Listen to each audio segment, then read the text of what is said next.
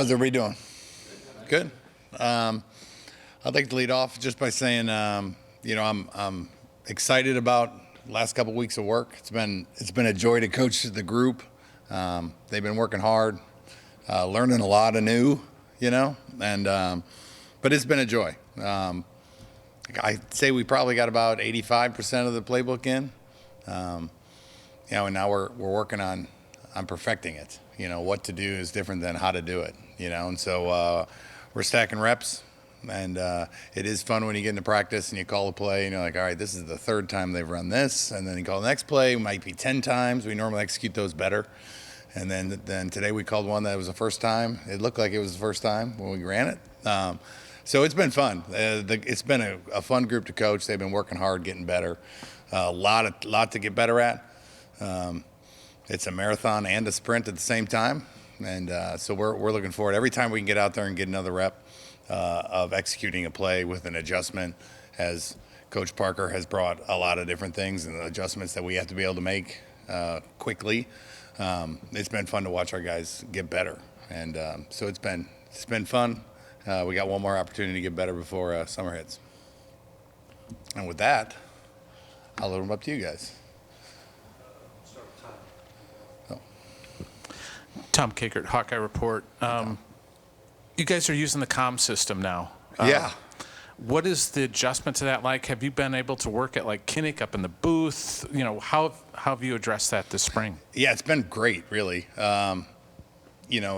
Coming from Green Bay, I have a lot of experience with it, so it really isn't anything new to me, but it's new to everybody else. It's new to the quarterbacks and figuring out the volumes, but we've been able to use it in the stadium.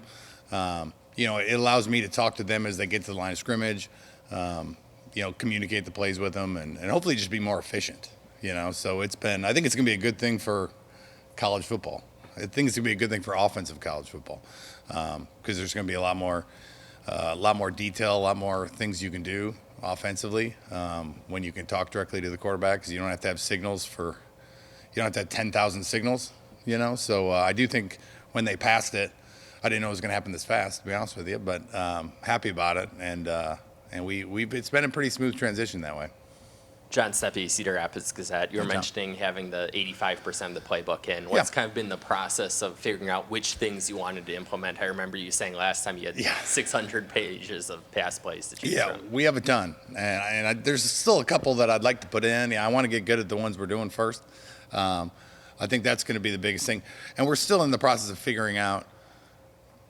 Each play has each play has 5 routes in it, and it's my job to figure out who runs that route the best to make sure that in the fall that I have the right person running that route, So we've really rotated through with different formations and letting everybody have a shot at running a Scar route or a Skinner route or all the different routes that there are.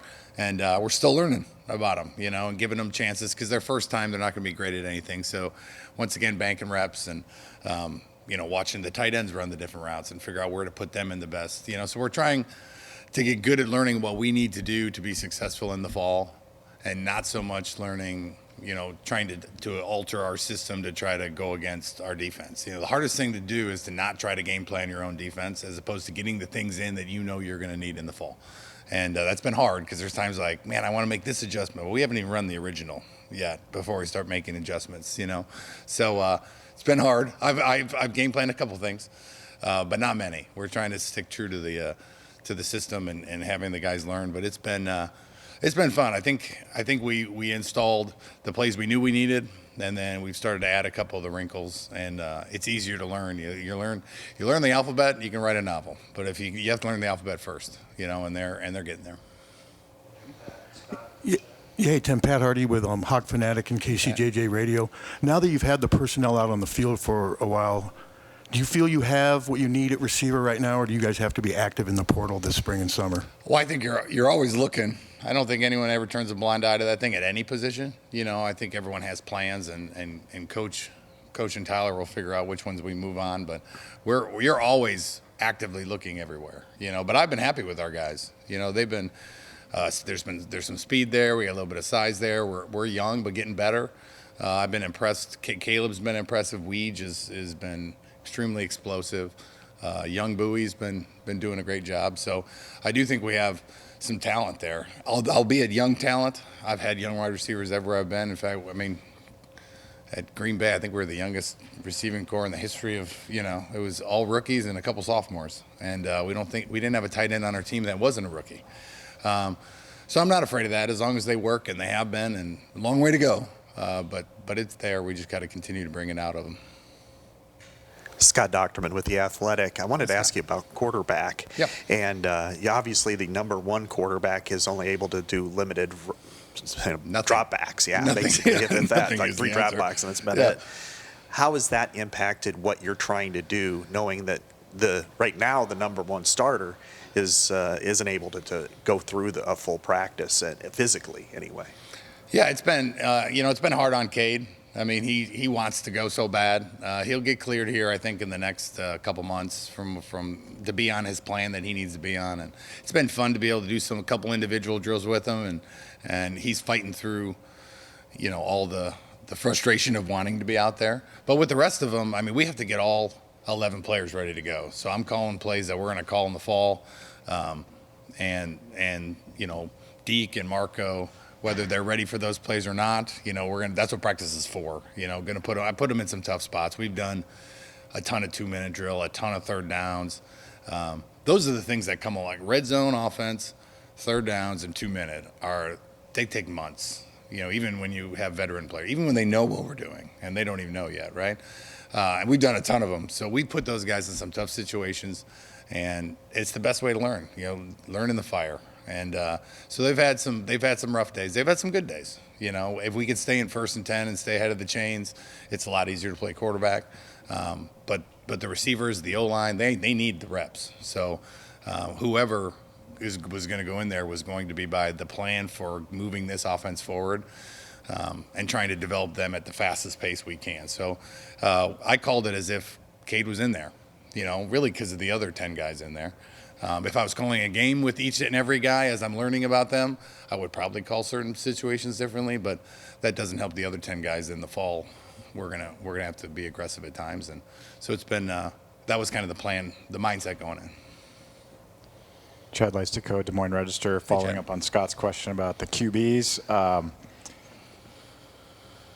It sounds like Deacon from our interviews was getting most of the 1 reps. Is that Yeah, accurate? yeah, Okay, yeah. So what did you see from both he and Marco? And I mean, there's definitely a lot of you may not be aware of this, but a lot of outside hope that Iowa brings in a quarterback from the portal. So what did you see enough to feel good about the 2 spot on your QB line from both those guys? Maybe give me your reflections there. It's early to tell, I think, the plan going in, Deacon has more experience, and so he can go through a progression a little bit more comfortably right now than Marco can.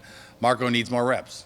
He's a young kid and he's got talent. So Marco's taking all the 2s and the 3s. I mean, he's gotten more reps for his own development.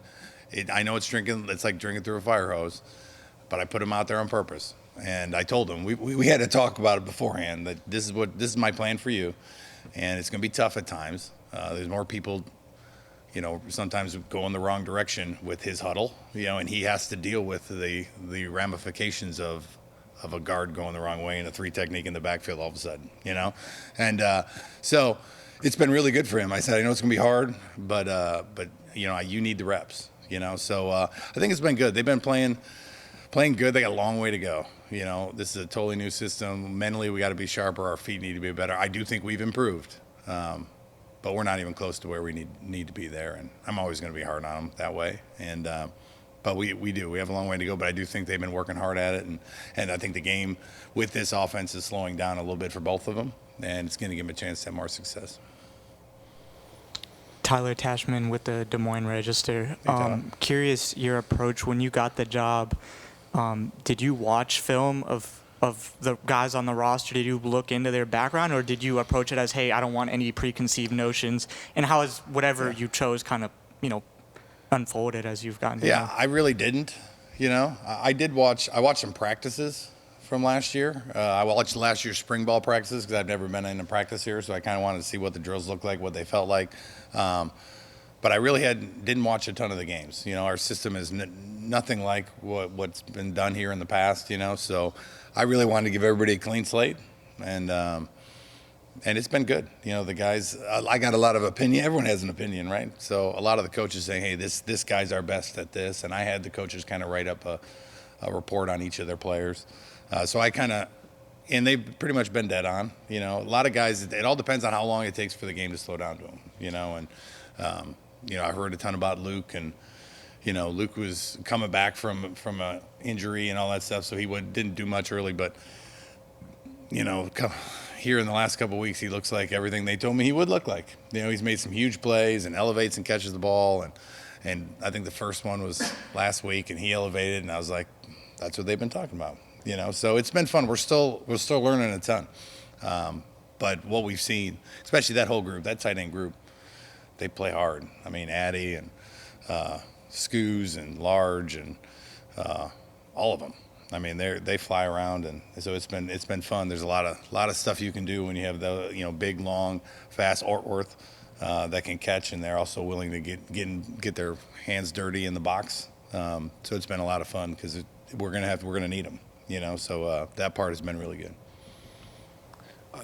David Eichel, HawkeyeInsider.com. I guess when you're trying to install this new offense, how do you kind of balance between holding guys accountable for certain things and also making sure that knowing that you can be patient with them, and how do you kind of balance the accountability versus patience approach? True, it's hard, right? I purposely said it's a marathon and a sprint, you know, and I do have the numbers of the plays we've run, so I know every time I call a play, I know how many times we've run it. I know how many times that guy's run it.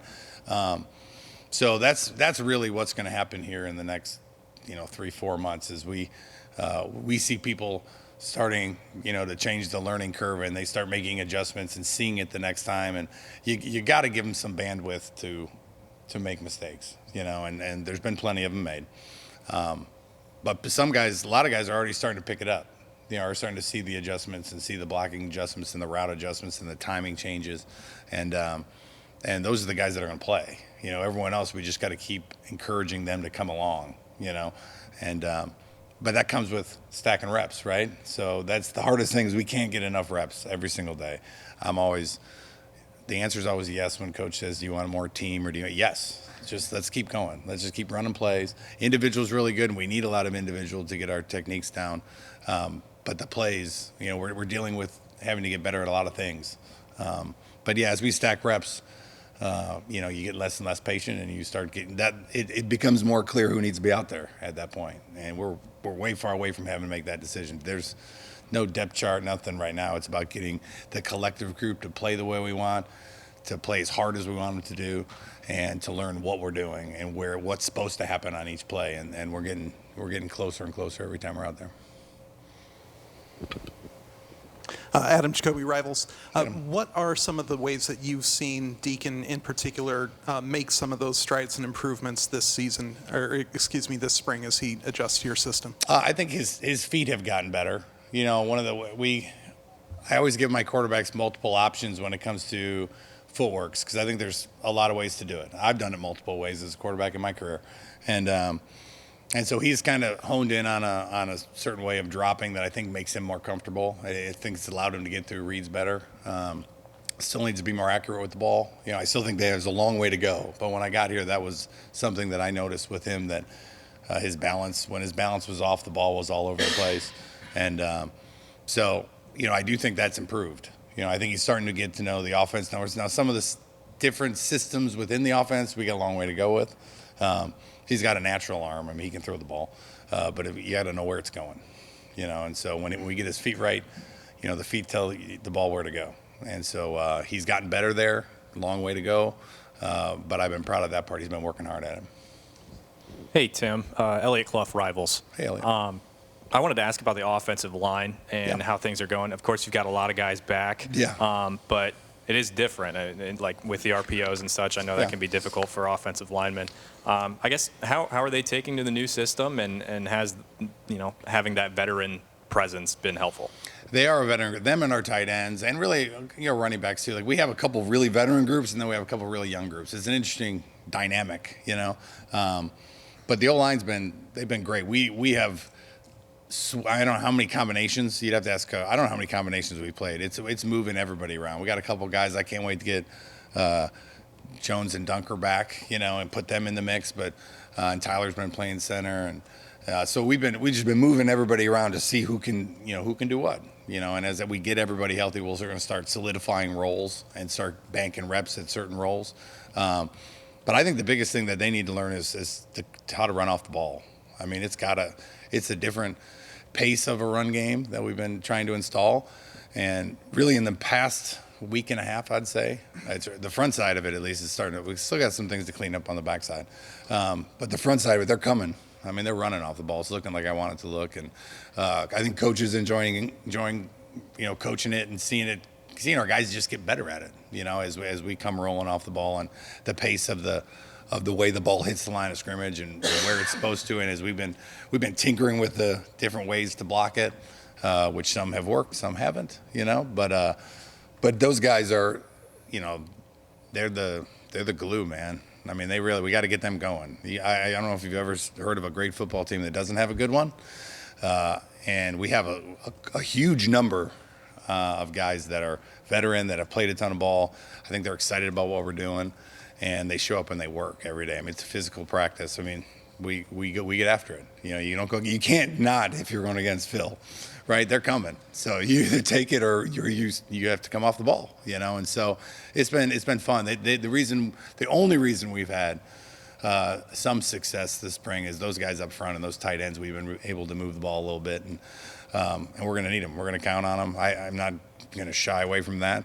It makes playing quarterback easier. It makes playing wide out easier. It makes playing everything easier when you have guys up front like that. And so it'll be interesting to see when we can finally get them slotted in their spots and see who our swing guys are. But at least all our swing guys have experience because we've moved a lot of people around. And so it's been good for us because that was the plan going in, is we don't have to make any decisions for a while. So let's figure out who we have. Let's give them some bank reps at different places, and then we'll solidify in the fall where guys are going to end up. But it's a good group.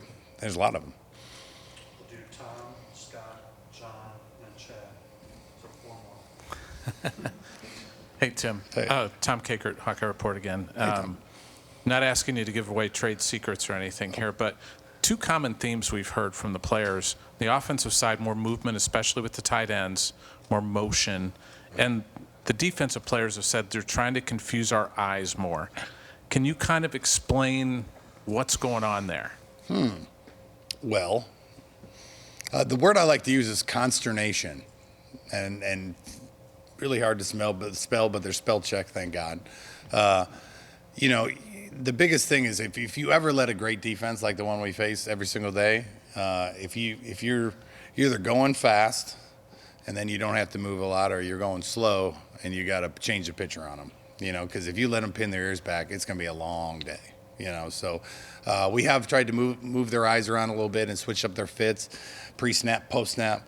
Because a lot of times, if you talk to defensive guys, which I have been one, and I've worked with a couple defensive staffs last year, they never say you're never gonna beat the defense. You're just gonna get them to misfit something, And so that is part of the goal of any offense, is whether it's through an RPO, whether it's through a motion, whether it's through a shift, whether it's through a post-snap sift.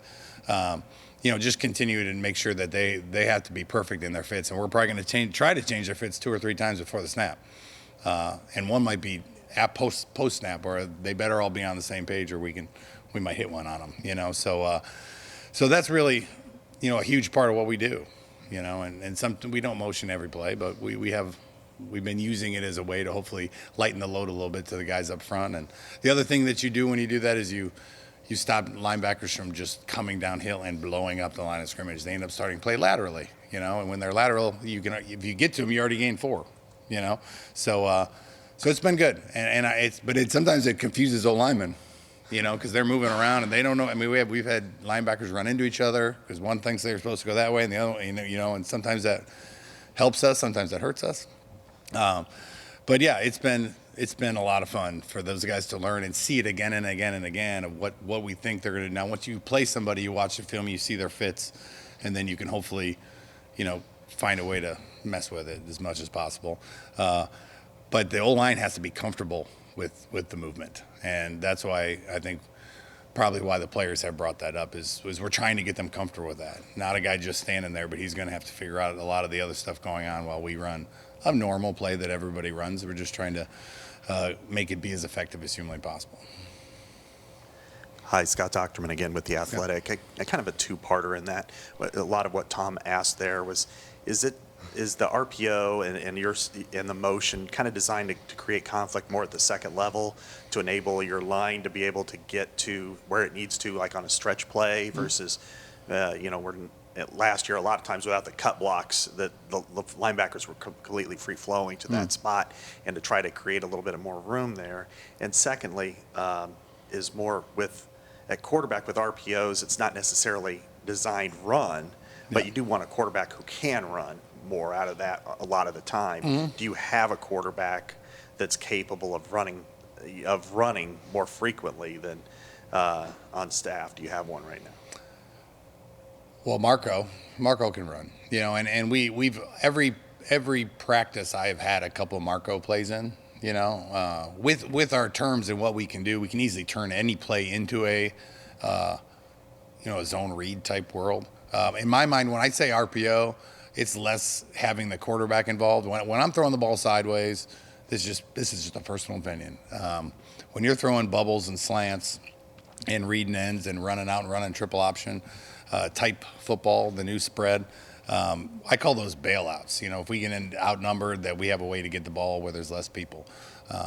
RPOs, I'm throwing it down the field. I'm trying to get the ball. I'm trying to score when I run a run pass option. So the motions and the shifts and the RPOs, we didn't run one for at least a week or two because we had to get everything in, and then we started putting a couple in, and we hit them early, and our guys they got to throw them a million times till they can do it, till they're blue in the face, and so till they can't screw it up. So we're still getting better at executing them.